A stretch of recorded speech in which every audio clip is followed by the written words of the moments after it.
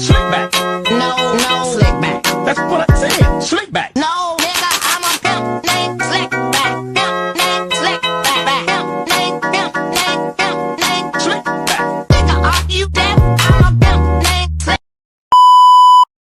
Baiklah, pada kesempatan kali ini saya akan menjelaskan materi yang pertama, yaitu komputer. Pertama yaitu definisi komputer. Definisi dari komputer ialah suatu alat yang dipergunakan sebagai pengolahan data berdasarkan prosedur yang diperlukan. Kata komputer itu sendiri berasal dari bahasa asing, yakni bahasa Latin, yaitu computare yang memiliki arti menghitung, dan dari bahasa Inggris komputer disebut dengan kata yang berbeda namun memiliki kesamaan makna, yakni sama-sama menghitung. Komputer dapat kita artikan sebagai yang pertama yaitu alat elektronik, yang kedua bisa menerima input data, yang ketiga bisa mengolah data, yang keempat bisa memberikan suatu informasi, yang kelima menggunakan program yang ada pada memori komputer, yang keenam bisa melakukan menyimpan program dan hasil proses pengolahan, yang ketujuh yang terakhir yaitu bekerja dengan otomatis. Sejarah komputer generasi pertama. Komputer generasi pertama dapat dibilang generasi ini merupakan generasi digital elektronik. Julukan yang diberikan pada generasi ini adalah Electronic Numeral Integrator and Calculator, dirancang di sekitar tahun 1942.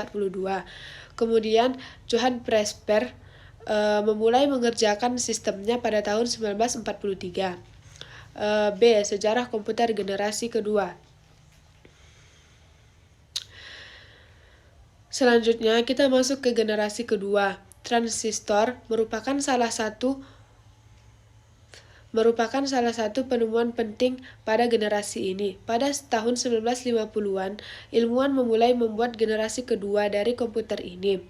Yang C, generasi komputer generasi 3. Komputer generasi ini dapat dikatakan termasuk cukup pesat pengembangannya. Pada generasi ketiga, para ilmuwan akhirnya mencari cara untuk mengatasi masalah yang umum dialami para pengguna komputer, tepatnya pada tahun 1970-an. D. Sejarah komputer generasi keempat. Generasi ini pada dasarnya merupakan update dari teknologi yang dibawa oleh generasi ketiga. Pada generasi ini, IC yang dibuat jauh lebih kompleks dan rumit. Chip IC mulai dikembangkan oleh perusahaan yang bernama Very Large Scale Integration. Mereka pun melakukan banyak perubahan. Yang E, sejarah komputer generasi kelima.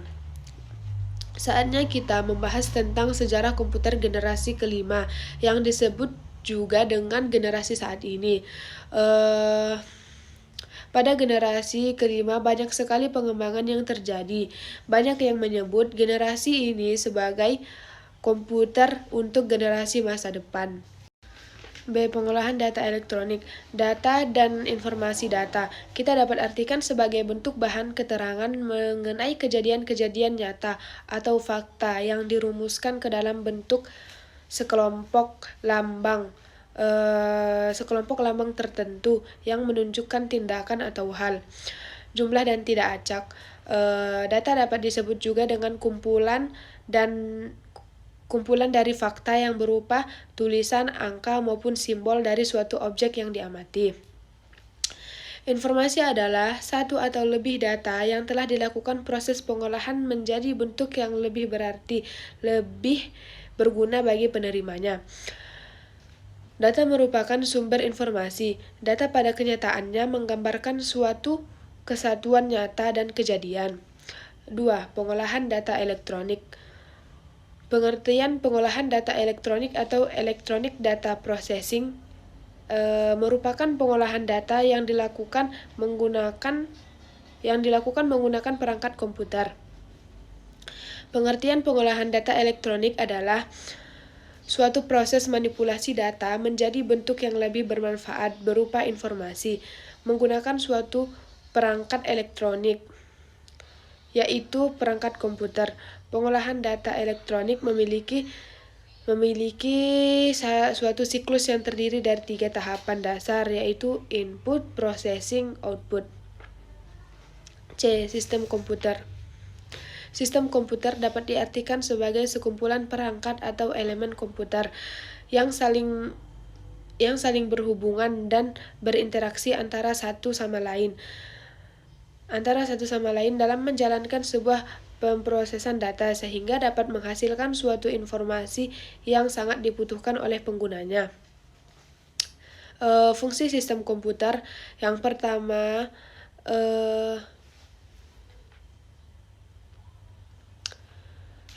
yaitu menginput data, yang kedua memproses data, yang ketiga menghasilkan sebuah data, menyimpan sebuah data. Baiklah, masuk kita kepada komponen sistem komputer. Sistem komputer terdiri dari beberapa komponen pembangunan, yaitu hardware, software, dan brainware. Yang pertama yaitu hardware atau perangkat keras. Hardware atau biasa kita sebut sebagai perangkat keras, yaitu merupakan perangkat yang mempunyai wujud fisik yang bisa disentuh. Perangkat ini terdiri dari berbagai macam benda komputer seperti monitor, mouse, keyboard, dan CPU. Yang kedua yaitu komponen software atau perangkat lunak. Software merupakan sekumpulan data elektronik yang disimpan dan diatur oleh sebuah komputer. Melalui sebuah software atau perangkat lunak inilah komputer dapat menjalankan suatu perintah yang diberikan. Dan yang ketiga yaitu brainware. Brainware yaitu merupakan orang yang melaksanakan atau mengoperasikan sebuah komputer. Brainware mempunyai peran yang sangat penting karena sebuah komputer tidak dapat bekerja atau tidak dapat digunakan jika tidak dioperasikan oleh manusia. Jadi brainware yaitu merupakan orang yang terlibat dalam suatu kegiatan pemanfaatan sebuah komputer. Baiklah, masuk kita bab selanjutnya yaitu hardware. A. Peralatan input. Unit ini berfungsi sebagai media untuk memasukkan data dari luar ke dalam suatu memori dan prosesor untuk diolah, guna menghasilkan informasi yang diperlukan. Data yang dimasukkan ke dalam sistem komputer dapat berbentuk sinyal input dan maintenance input. Adapun peralatan input yang sering kita temui dan yang sering kita gunakan adalah sebagai berikut, seperti keyboard, mouse, scanner, joystick, mikrofon, dan lain-lain sebagainya. B. Peralatan output. Output unit mempunyai fungsi yang bertolak belakang dengan input unit. Jika pada sebuah input unit data yang diperoleh dari luar dimasukkan ke dalam sistem komputer, maka output unit sebaliknya. Output unit menghasilkan suatu pengantar teknologi informasi. Informasi atau sebuah data yang merupakan hasil dari pemrosesan pada sistem komputer. Data yang dihasilkan dapat berupa sebuah gambar, informasi, suara, ataupun video. Adapun peralatan output yang sering kita gunakan sebagai berikut, yaitu yang pertama monitor, speaker, printer, proyektor. C. Peralatan proses. Peralatan proses pada komputer adalah kumpulan dari beberapa hardware atau perangkat keras komputer yang saling terhubung antara satu sama lainnya yang berfungsi untuk menerima input data dari peralatan input dan proses menjadi sebuah informasi yang akan ditampilkan untuk penggunanya. untuk pengguna komputer atau user. Adapun peralatan proses yang biasa kita gunakan adalah sebagai berikut. Yang pertama yaitu CPU, ALU, register, VGA, dan sound card. D. Peralatan komunikasi. Peralatan komunikasi adalah semua media atau alat yang digunakan untuk menyebarkan atau menyampaikan informasi, baik itu informasi kepada satu orang ataupun banyak orang. Alat komunikasi ini tidak hanya berfungsi untuk menyampaikan informasi saja, tetapi berfungsi juga untuk menghasilkan informasi. Adapun peralatan input yang sering kita jumpai atau yang sering kita gunakan adalah sebagai berikut. Yang pertama yaitu modem, hub, network card, dan lain-lain sebagainya. Bab 3 yaitu software. A. Software sistem operasi. Pengertian dari sistem operasi adalah perangkat lunak sistem yang mengatur sumber daya dari perangkat keras, hardware, dan perangkat lunak software, serta menjadi jurik atau daemon untuk program komputer. Tanpa adanya sistem operasi, pengguna tidak akan dapat menjalankan program aplikasi pada komputer mereka, kecuali program tersebut program booting. 1. Fungsi dasar sistem operasi. Sistem operasi dapat dipandang sebagai sebuah antarmuka antara user pengguna dengan perangkat keras sistem. Sistem operasi akan menyediakan suatu lingkungan yang nyaman bagi user sehingga user tidak perlu tahu apa yang terjadi pada operasi perangkat keras. Secara umum, fungsi dasar dari sistem operasi adalah sebagai berikut. A. Fungsi sistem operasi sebagai koordinator. B. Fungsi sistem operasi sebagai pengawal. C. Fungsi sistem operasi sebagai penjaga gerbang. D. Fungsi sistem operasi sebagai pengoptimal. E. Fungsi sistem operasi sebagai akuntan. F. Fungsi sistem operasi sebagai server. Selanjutnya itu tugas-tugas sistem operasi. Sistem operasi komputer memiliki beberapa tugas yang harus dilakukannya, yakni yang pertama memberikan berbagai informasi. Yang kedua, melaksanakan bermacam-macam tugas untuk pengolahan serta pengendalian terhadap sumber daya yang terdapat pada sebuah proses. Yang ketiga, direktori data dan pengelolaan file dengan memastikan seluruh file tersedia apabila diperlukan yang tersedia pada penyimpanan sekunder, serta mengamankannya dari pengguna yang tidak memiliki akses. D. Menyediakan berbagai user interface atau antarmuka. 3. Layanan sistem operasi. Seluruh sistem operasi yang baik diharuskan mempunyai layanan berupa operasi I/O, eksekusi program, deteksi kesalahan, komunikasi, dan juga memanipulasi sistem file. 4. Komponen sistem operasi. Terdapat 3 komponen atau elemen dasar yang dapat membangun suatu perancangan sebuah sistem operasi pada umumnya. Bagian-bagian tersebut yaitu yang pertama UI, user interface, yang kedua sistem manajemen file, dan yang ketiga kernel. Dan pada kenyataan yang sebenarnya, tak semua sistem operasi memiliki struktur yang sama.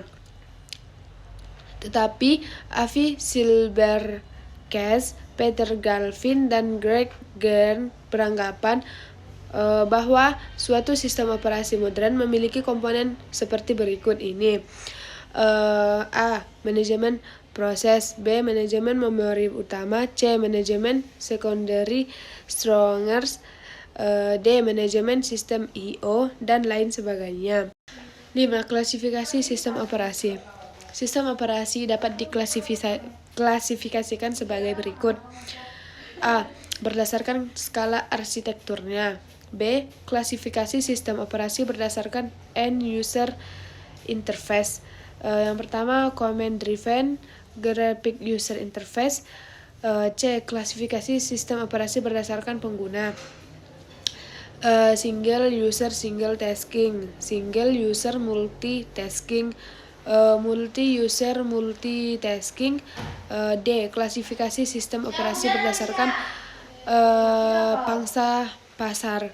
Yang pertama, sistem operasi server atau network. Yang kedua, sistem operasi desktop. Yang ketiga, sistem operasi hard. B. Perangkat lunak bahasa pemrograman. Perangkat lunak bahasa pemrograman adalah software bahasa komputer yang digunakan dengan cara merancang atau membuat program sesuai dengan struktur dan metode yang dimiliki oleh bahasa program itu sendiri. Bahasa pemrograman merupakan notasi untuk memberikan secara tepat program komputer. Yang pertama yaitu tingkat bahasa pemrograman. Menurut tingkatannya, bahasa pemrograman dibagi menjadi 3 tingkatan, yaitu yang pertama, bahasa pemrograman tingkat rendah atau low level language. Yang kedua, bahasa pemrograman tingkat menengah atau middle level language. Dan yang ketiga yaitu bahasa pemrograman tingkat tinggi atau naik level language. Merupakan bahasa yang mempunyai ciri lebih terstruktur. 2. Generasi bahasa pemrograman. Bahasa pemrograman adalah teknik komando atau instruksi dasar untuk memerintah komputer. A. Generasi pertama. Machine language. Bahasa pemrograman generasi pertama berorientasi pada mesin. Program disusun menggunakan bahasa mesin atau kode mesin. Bahasa mesin adalah bahasa tingkat rendah yang hanya dipahami oleh komputer. Selanjutnya, B. Generasi kedua. Assembly language. Pemrograman dengan bahasa pemrograman assembly atau rakitan merupakan generasi kedua setelah generasi bahasa mesin. Bahasa pemrograman assembly memiliki keyword yang lebih kompleks daripada bahasa mesin yang hanya berisi karakter I dan O saja, sehingga relatif lebih mudah dimengerti oleh programmernya. C. Generasi ketiga. Procedural programming. Pada generasi ini mulai bahasa pemrograman prosedural yang mengadopsi bahasa yang mirip dengan bahasa manusia. D. Generasi keempat atau GL, Fourth Generation Language. Generasi keempat adalah generasi bahasa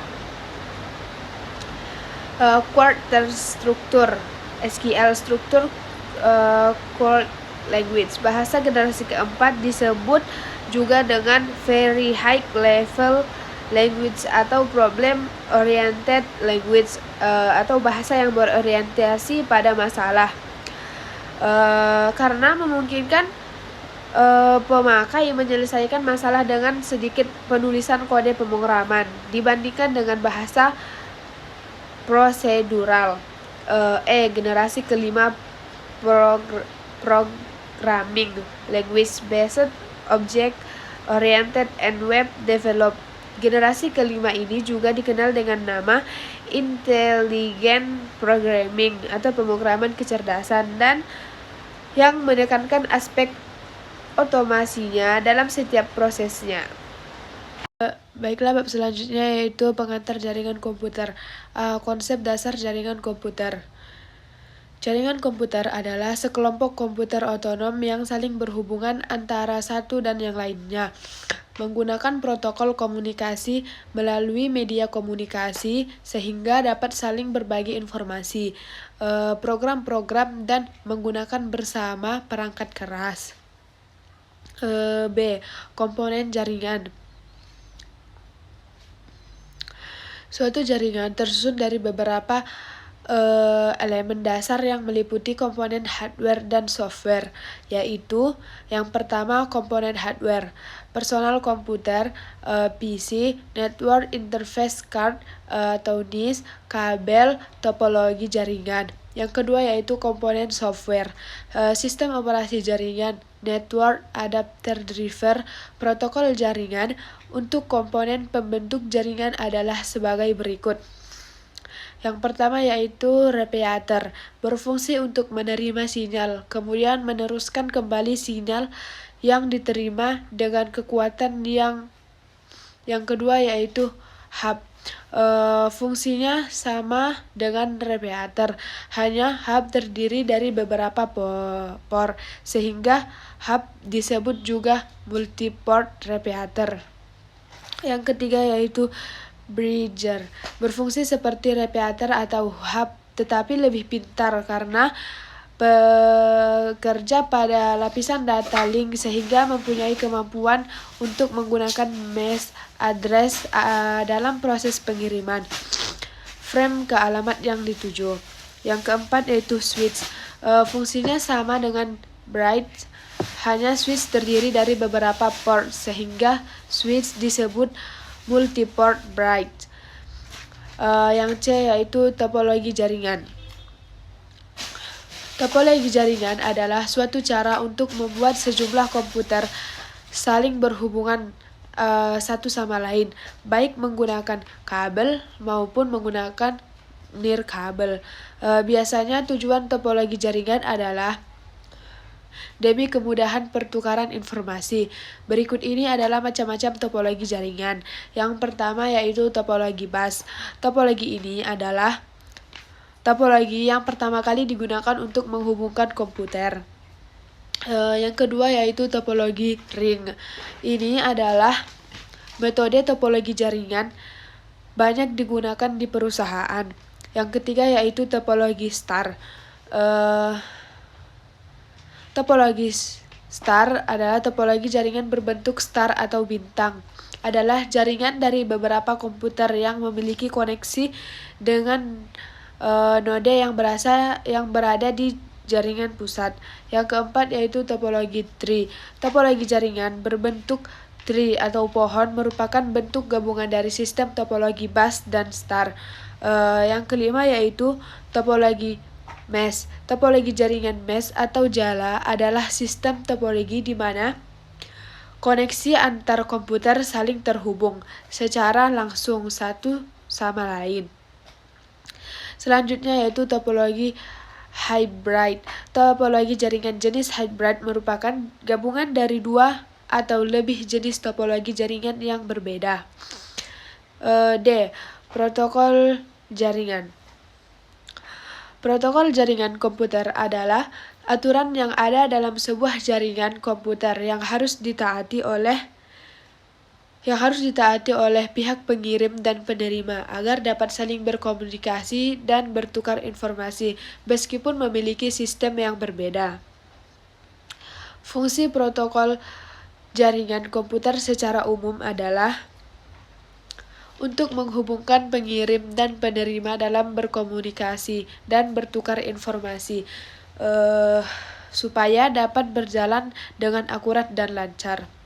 Fungsi lainnya sebagai berikut. Yang pertama encapsulation, yang kedua connection control, yang ketiga flow control, error control, fragmentasi, sama reassembly, transmission service. Jenis protokol jaringan. Terdapat beberapa jenis protokol jaringan komputer yang bisa diterapkan pada perangkat keras, perangkat lunak, maupun kombinasi keduanya. Jenis-jenis tersebut adalah sebagai berikut. Yang pertama, Ethernet. Yang kedua, Local Talk. Yang ketiga, Token Ring. Yang keempat, Fiber Distributed Data Interface. Yang keenam, TCP. Yang ketujuh itu ada User Datagram Protocol. Yang ke-9 Internet Control Message Protocol. Selanjutnya Hypertext Transfer Protocol Secure. Yang selanjutnya yaitu jenis-jenis jaringan. Jenis-jenis jaringan, yang pertama jaringan berdasarkan area jaringan. Yang kedua yaitu jaringan berdasarkan fungsinya. Baiklah, bab selanjutnya yaitu multimedia dan grafika. 1. Pengantar multimedia secara bahasa. Multimedia terdiri dari dua suku kata, yaitu multi dan media.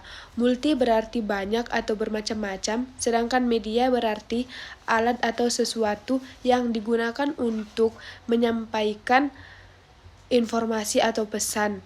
Jadi, menurut bahasa, multimedia dapat diartikan sebagai alat-alat yang digunakan untuk menyampaikan informasi atau pesan. Multimedia digunakan dalam berbagai bidang, seperti bidang informatika, pendidikan, bisnis, dan lain sebagainya.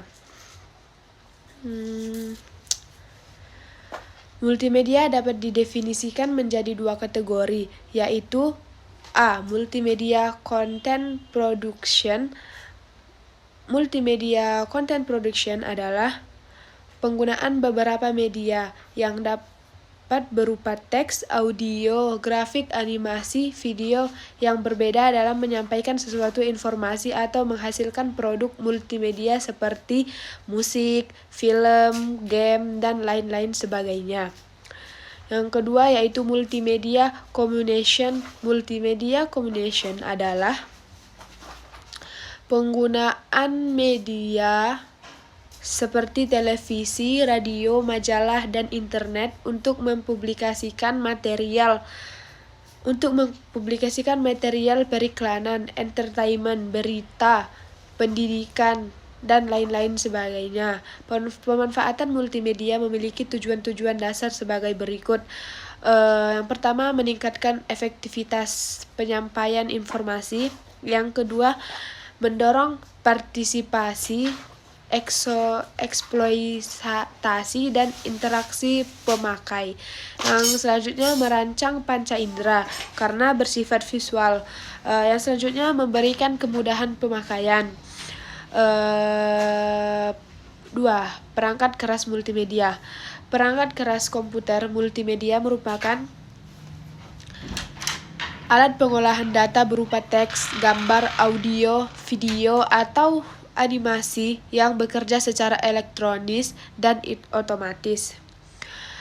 Unsur-unsur utama sistem perangkat keras multimedia antara lain adalah unit input, CPU, storage, memori, dan unit output. Sedangkan yang merupakan unsur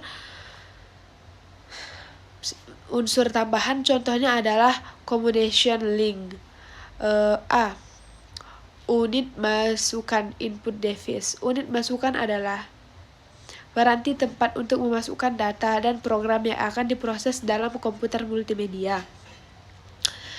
Yang B-nya unit keluaran, output device. Unit keluaran adalah piranti tempat mengeluarkan hasil proses komputer multimedia yang berfungsi sebagai tempat keluarnya hasil proses dan menerjemahkan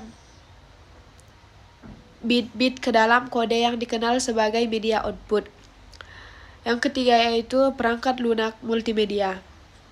Perangkat lunak multimedia adalah komponen-komponen dalam processing system berupa program-program untuk mengontrol bekerjanya sistem komputer multimedia. A. Bahasa pemrograman multimedia. Bahasa pemrograman multimedia adalah bahasa-bahasa yang digunakan programmer untuk membuat aplikasi multimedia. B. Perangkat lunak sistem, sistem software. Yang C. Perangkat lunak aplikasi multimedia. D. Perangkat pengolah teks. Aplikasi pengolah teks yang banyak digunakan misalnya Microsoft Word, WordStar for Windows, Word Perfect, dan Star Reader.